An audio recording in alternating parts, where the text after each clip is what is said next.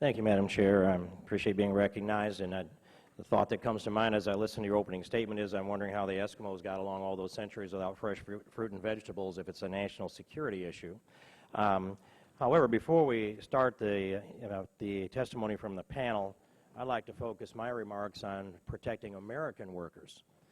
Illegal immigration, the lack of enforcement of our immigration laws, and today's jobs depression have formed a perfect storm for hurting Americans. The most important duty of the subcommittee is that we ensure our nation's immigration policy lifts up Americans, not holds them down. I find it hard to understand why some people carelessly claim that Americans won't do hard work. I find this claim insulting, as I am sure most hardworking Americans do.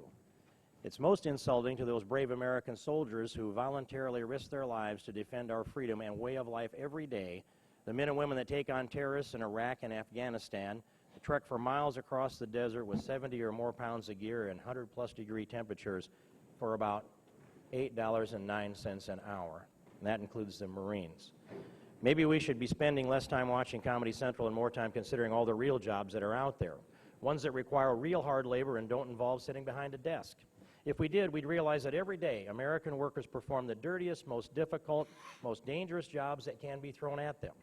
From crab fishermen that venture out into some of the roughest and most dangerous waters in the world, to the Joe the Plumbers of the world who many days would prefer the aroma of fresh dirt to that of the sewage from American elitists who disparage them even as they flush.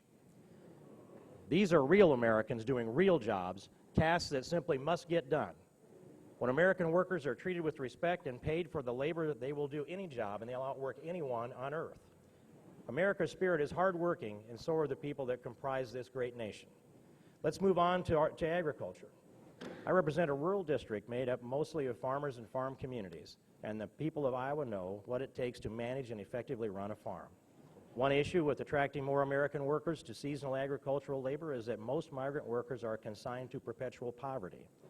I wish that the United Farm Workers Union today understood, as Cesar Chavez clearly did, the devastating impact that illegal immigration has on American farm workers. Of course, it is argued by Tom Vilsack, President Obama's Secretary of Agriculture, that food prices would be 3, 4, or 5 times more if it were not for illegal immigrant workers. This is blatantly false and can't be supported by any data, and he doesn't even bother to defend himself. Data from the Secretary's own Department of Agriculture and the Bureau of Labor Statistics show that labor costs only represent 6% of the price consumers pay for fresh fruits and vegetables.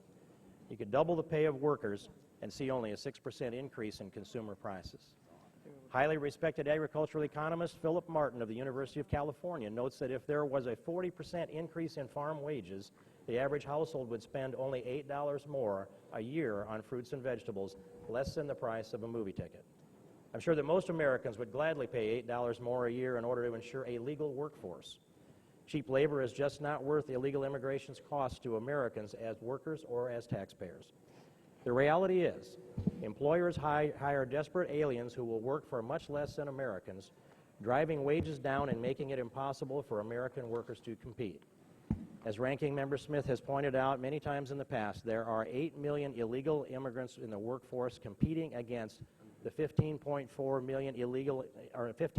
million Americans who are officially counted as unemployed, which includes the 80 million who are simply not in the workforce because they've dropped out and are no longer looking for jobs, and they are of working age. Americans have given up looking for those jobs because wages have been depressed and job opportunities eliminated by low-skilled and very mobile immigration. The percent of teenagers who work has never been lower. Professor Carol Swain will testify today about the toll mass immigration has taken on minority communities. What's important to point out is that all of this started happening well before the recession. Professor George Borjas, now at Harvard University, did groundbreaking research on the impact of immigration in the 1980s and 90s on low-skilled American workers. Professors Andrew Sum and Paul Harrington and other researchers at the Center for Labor Market Studies at Northeastern University found in 2005 that, given, and I quote, given large job losses among the nation's teens, 20 to 24-year-olds with no four-year degree, black males, and poorly educated native-born men, it is clear that native-born workers have been displaced in recent years because of immigration, close quote. It's amazing to me that amnesty advocates simply ignore the 80 million labor pool. We can either feed, clothe, and house them, or put them to work to feed and clothe the world. The current economic crisis only magnifies the impact on American workers and families, but unless our immigration policies are changed, American workers and families will continue to be undermined even after the economy turns the corner.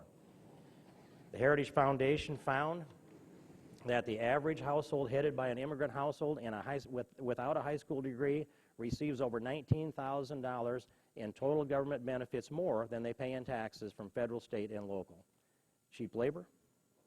You know, I think about the day that I had to swim out into a sewer lagoon and dive into 9 feet of fluid to retrieve a pump. And when I think about the day that it was 20 below and I'm in the water fixing a water line, and the warmest place there was in the water. The work that I've done in my life in the construction business and the work that we've put our workers through and the pride with which they take, it means that it's an insult to me to hear that Americans won't do this work. I can't think of a job that I have not been willing to do, and I can't think of an employee that I've had over the 28 years in the construction business that refused to do the work that was necessary. Americans will do that work, but they want to be paid a respectable wage for it. I look forward to the testimony, Madam Chair, and I yield back the